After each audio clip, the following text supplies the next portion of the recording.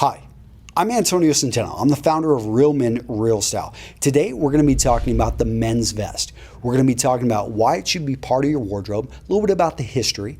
We're going to talk about styles, and we're going to talk about the fit of the men's vest. Now, before I get into this, I'm going to ask you to subscribe to my YouTube channel. I ask you to do this because I don't want you to miss any of our ghost videos. These are videos that we put out, and they've got a limited shelf life, maybe 24 to 48 hours. And if you're not receiving email notifications from Google letting you know that we've got a new video out there, then you're probably going to miss these. And I would hate for that to happen because in those ghost videos, that's where I'm going to have giveaways. That's where I'm going to be kind of giving a little bit of insider information, talking about things that go on behind the scenes, and who knows what else I'm going to put in those things. So make sure to become a subscriber. Now, let me go ahead and jump into the content. Many of you guys are wondering, okay, can I wear a vest? Is it something that's maybe too fashion forward for me, or is it something that's classic and should be in my wardrobe? Well, I'm going to start off with a story. So at my brother's wedding a number of years ago down in Nashville, Tennessee, I met a gentleman named Josh Ulmer. And Josh, he's the owner of Ulmer Studios. And that's a husband and wife team. They are wedding photographers. And I remember watching the guy work, and I was pretty impressed. He was all over the place, and he looked good. He was sweating a bit. It was over 90 degrees that day.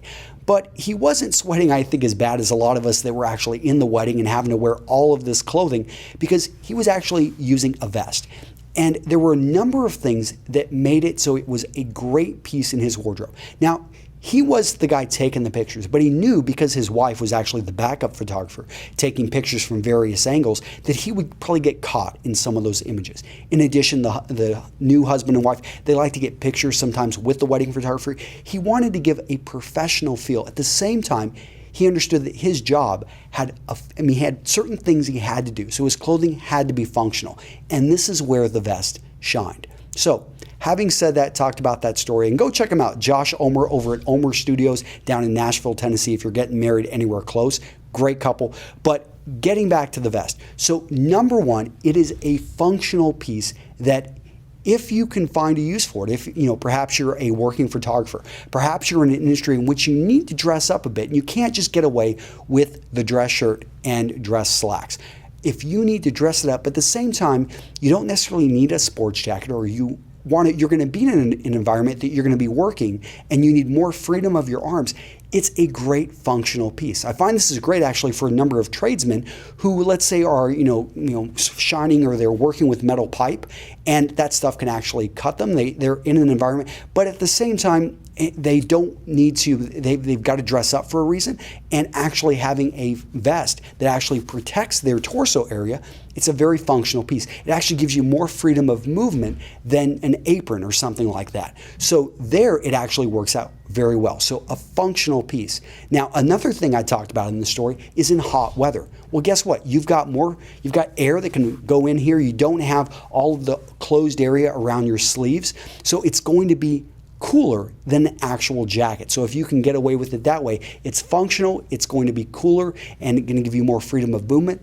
In addition, let's look at the how it looks, in a sense, for slimming you up. So if you want to look good, versus just a dress shirt and a pair of slacks, let's add the vest. All of a sudden, you've got a more up and down streamlined look. It's going to make your chest look a little bit larger, make your stomach look a little bit trimmer. Now, I'm not the most built guy, but I can tell you that when I'm wearing a vest, it actually makes me look, I think, a bit trimmer, and it will work for you. In addition, it doesn't necessarily build up the shoulders like a jacket does, but what it does is it draws a little bit more attention here. So if you've got square shoulders, or if you're, got average sloped shoulders, it works out well. Now, if you have a really, really sloped shoulders and you've got an angle which is, this possibly will not work for you, and you're going to want to be careful about the look. But for most men, this is actually going to build up the shoulders just a tad.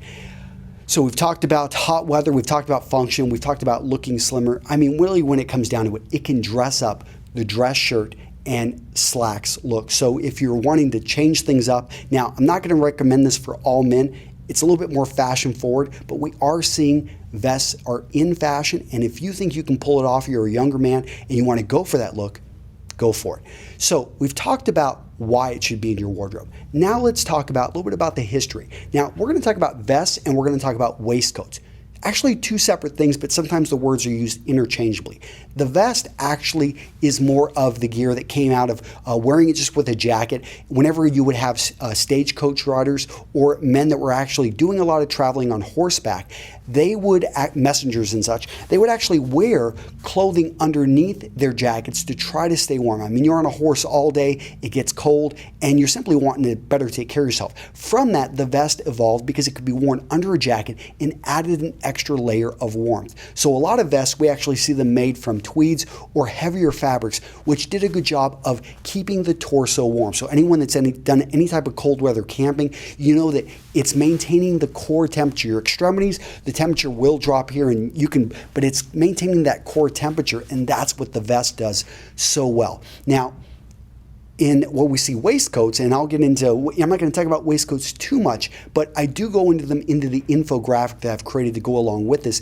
Waistcoats are going to be more for black tie, and what we'll see with waistcoats, so they usually have about 3, 2, or 1 button.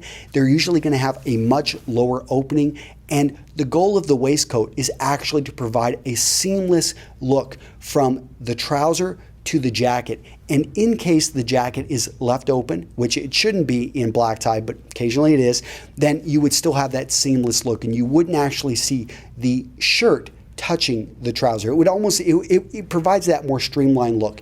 Shirts used to be considered underwear, so the only area of the shirt that was supposed to be seen was this front bib area. And even on black tie, that's why you've got the ornamental designs right here.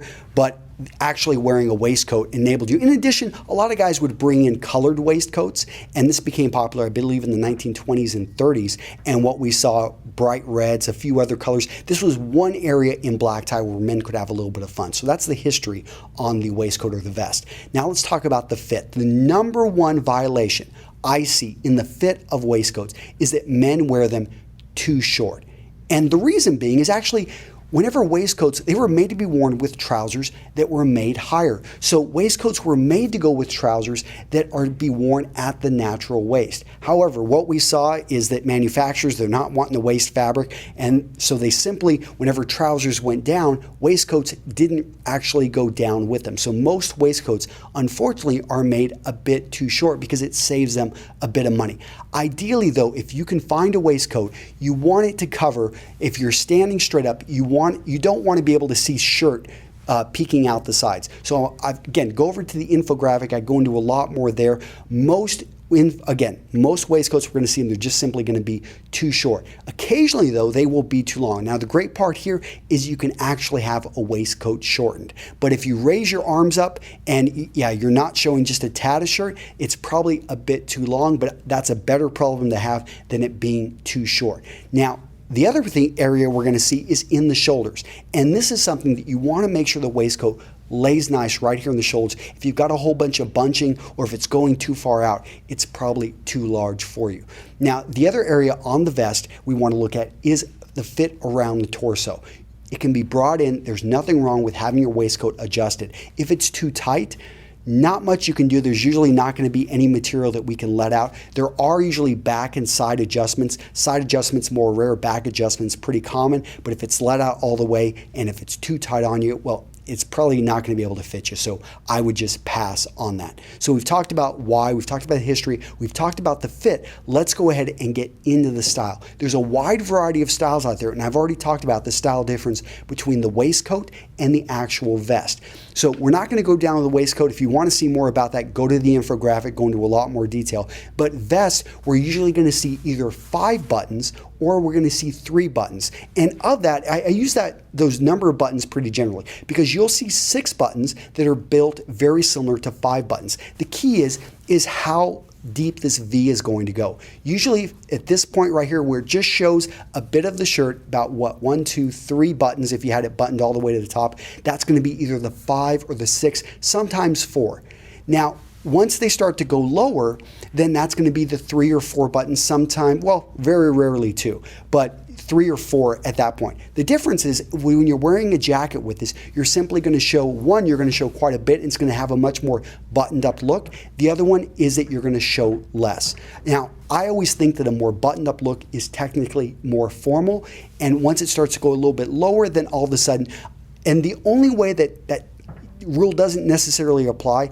If you're not wearing it with a jacket, then that rule doesn't apply at all. And just simply wearing a vest doesn't really matter if it's got that formal look. Now let's talk quickly about double-breasted vests. This is something that you're going to need to make sure you get the fit right. Double-breasted vests are notoriously hard to fit, so you will want to get this adjusted by a tailor, and you can see anything from 2-on-2 to 2x3s to 2x4s to 2x5s. Again, we're looking at, and usually if you're 2x2, it's going to be lower cut. If you're a 2x5 or a 2x4, it's going to usually have a higher. And this is actually where we've got a larger overlapping piece of fabric. Again, go to the infographic if you want to check out more. And if you're curious about what I'm wearing right here, this is actually made by a company called Osmium, and it was started by Mark Pagan, I believe. A very interesting guy, serial entrepreneur, started in numerous companies. They're actually made in the United States, and I'll link to them in the article so you can go check them out. Okay, guys, hopefully you found this useful. I did create an entire infographic that goes into more detail, and it's actually, so if you quickly just want to look at the infographic, go to realmenrealstyle.com/vest infographic. Pretty simple. It'll be there. In addition, I'll link to it down below. Now, don't forget, if you want to learn more about men's style, I've created an awesome free 47-page ebook on men's style. In addition, when you join my email list, and this is the email list, every week, a couple times a week, I'm sending out great information, because over at Real Men Real Style, we don't just talk about clothing. We also talk about business skills. We also talk about grooming. We talk about lifestyle. We talk about living. We get into a lot more. And really, it's about you becoming a better whole man. So if this all interests you, would appreciate it. And I'll see you guys in the next video. Bye-bye.